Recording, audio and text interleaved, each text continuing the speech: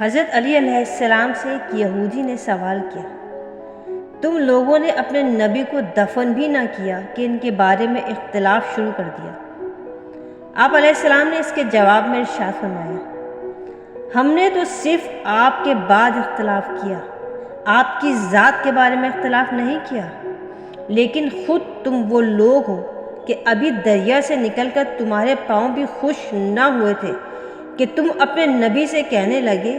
ہمارا بھی ایک خدا بنا دیں جیسے ان لوگوں کے خدا ہیں۔ تو موسیٰ علیہ السلام نے فرمایا، شک نہیں کہ تم لوگ جہالت میں مبتلا ہو۔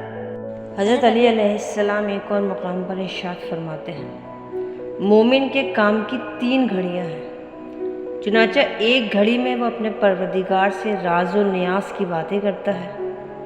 اور ایک میں اپنی معاش کا سر و سامان کرتا ہے، اور ایک میں اپنے نفس کو حلال اور پاکیزہ چیزوں کی لذت کے ساتھ کھلا چھوڑ دیتا ہے۔ اور عقل مند کے لیے مناسب نہیں کہ گھر سے دور رہے مگر 3 کاموں میں ہوتے ہوئے،